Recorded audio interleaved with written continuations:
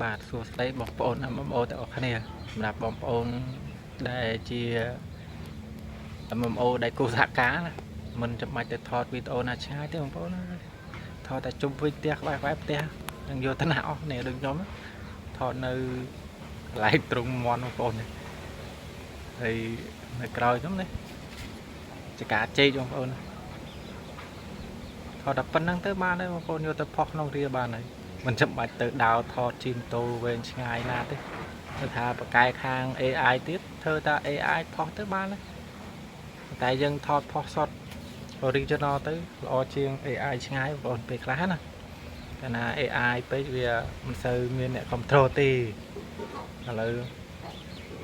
original ល្អបំផុតបងប្អូនបើយើងថតពីទេសភាពឬក៏នៅកន្លែងកំសាន្តកន្លែងណាក៏ដោយឲ្យតែ original កុំឲ្យ copy ណា copy ពិបាកតិចទេបងប្អូនព្រោះទៅបានយូរទេសម្រាប់ MMO រលុយណាទុះមកប្រើទៅបាត់គេហៅថាអ្នកកាប់ដាវភ័យខ្លះតោងអ្នកល្បីបងប្អូនតែខ្ញុំអត់ទេធ្វើតាមសមត្ថភាពខ្លួនឯងមានប៉ុណ្ណាយើងធ្វើប៉ុណ្ណឹងយើងចេះប៉ុណ្ណាយើងធ្វើតាមសមត្ថភាពយើងទៅ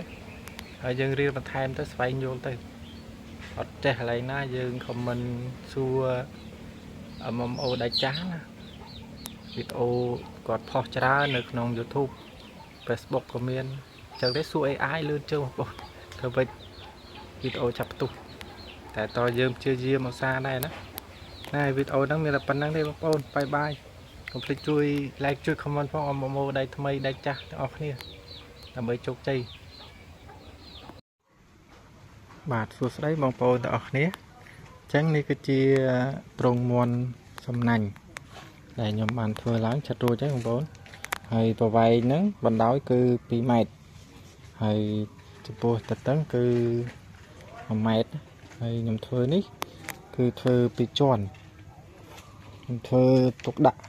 កូនមន់ណាបងប្អូនកូនមន់ទូចប្រហែលជា30ថ្ងៃឬក៏កូនមន់ទៅខ្ញុំអីគឺខ្ញុំយកមកដាក់ត្រង់ហ្នឹងពេលដាក់ទៅខ្ញុំប្រវែងជា2ទៀតបងប្អូននេះមកត្រង់1ម៉ែត្រមកត្រង់1ម៉ែត្រហើយតពោគឺប្រហែលជាខ្ញុំត្រូវប្រក់តង់ហើយត្រង់នេះគឺយើងអាចលើកចល័តទៅណាក៏បានដែរហើយខ្ញុំមកទៅប្រើពីគោទេគឺខ្ញុំប្រើខ្សែចងហើយខ្លះគឺខ្ញុំយកដើមគោយកមកធ្វើបង្គោដោយសារតែខ្វះឈើបងប្អូនអត់តន់ហើយនៅតិចទៀតសារៈមួយផ្លែតសិនហត់ពេកហើយចំណែកត្រង់ធំវិញគឺនៅខាងក្រៅផ្ទះបងប្អូននេះត្រង់ធំហើយខែនេះគឺខែវស្សាបងប្អូនខែ8គៀកភ្ជុំហើយថ្ងៃនេះគឺថ្ងៃទី21ខែ8 2026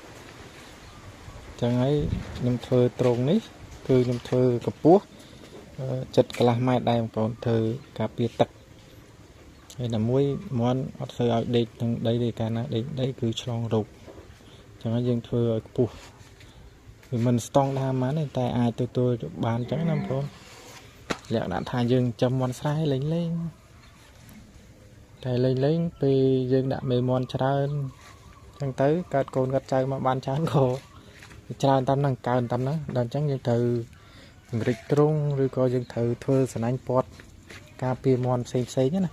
ខ្លាចឆ្លងរោគជាពិសេសគឺរោគ